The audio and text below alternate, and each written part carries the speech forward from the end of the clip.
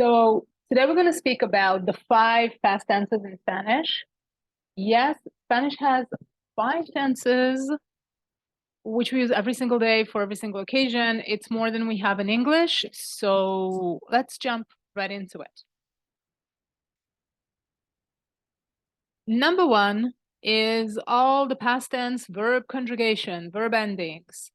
And that is like the hardest route. Most people start with that, and that's their number one mistake. It's a huge mistake because you have to remember a lot of rules, regulations.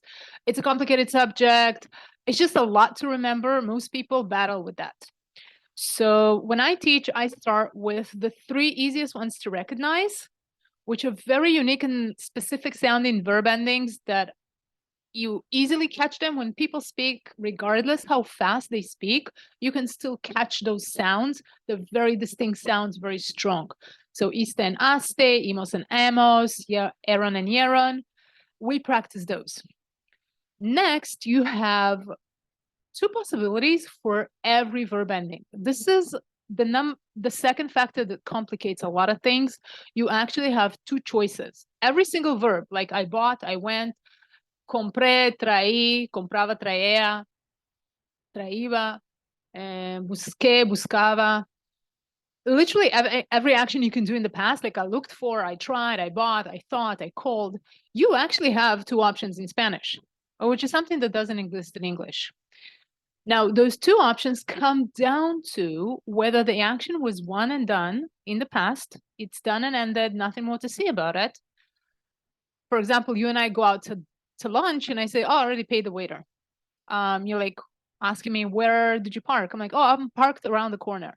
That's it. I parked, I paid, I thought about it, nothing more to say. It's a one and done action. It was done, it's ended. That's it, nothing more to mention it. The second option is an action that started in the past and is still ongoing, or is affecting what's going to happen in the future. For example, we got married 13 years ago. Well, that's obviously still ongoing. My oldest daughter started a new job. She started it maybe last week, maybe 2 years ago, but she's still there. I had my daughter when I was 24. That's still ongoing. Simpler examples are, it rained so hard last night that my garden was flooded. Or I went to the laundry and it was closed, so I had to go to a different laundromat. Or I looked for parking, but I couldn't find anything, so I parked like 3 blocks up. Or it was so hot last summer that there was a draw. So you're gonna typically choose different verb endings. That is what makes Spanish so difficult to understand. Like beginners, when they learn, I always tell my students it's a 2-year timeline, it's a 2-year runway. Like from when you start and you put consistent effort and you really want to learn and you do the work, it is 2 years till you start understanding typically everything people say in any random subject.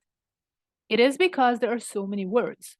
So unless you have a photographic memory, it's really hard to remember like 45 different versions on anything at once. Literally every single verb, I'm not exaggerating, every single verb will have like 2 options. For the present, for the past, for the future. Every single verb has between 135 to 155 verb conjugations, if you look it up on the dictionary. So most people can't deal with that. It's impossible to retain all that.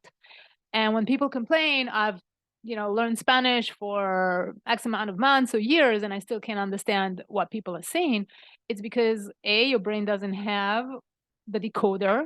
You can't understand a word you don't know. And B, maybe you did learn it one time, but you didn't retain it, or it's really way back in your memory, at the back of your mind. And it just takes you a long time to pull it out. And by the time you remember what it means, that person is already on like sentence number 10. Has that ever happened to you? So the past tense is a really, really robust subject. I don't recommend my students start with that. We start with the present tense and the future, simpler things. Plus, once you get recognizing a lot of the verbs in the present, quiero, necesito, tengo, busco, right, voy, it becomes easier to see how those change slightly to the meaning in their past. Quiero, quería. Necesito, necesitaba. Number 3, there are, like I said, 5 past tenses. So there are several verb endings that are very distinct, that are easy to recognize. Let's say, for example, estoy, estás, él está, nosotros estamos. That means we are at a location or doing an action. That is in the present tense. So there's a set of 6 words, which is the same thing, only for the past. I was, you were. Estaba, estuvimos, estaban. It becomes easier to remember a list of 5 words. I'm going to tell you to tape that list to your bedroom wall and look at it every day. It's easier to retain 5 words and then, like, 2 weeks later, replace the list with a new set of 5 words.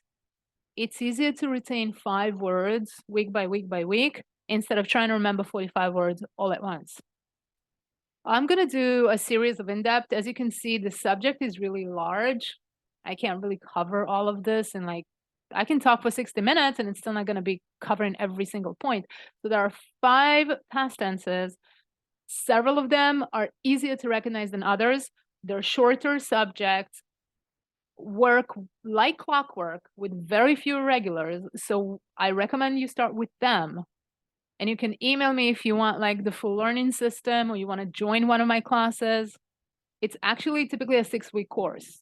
You're not going to be able to remember it in like 2 or 3 classes. But maybe you are the exception to the rules, so you can definitely email me and I'll be doing some more videos breaking down those step-by-step processes. Good luck. Have a great day. Let me know what you thought.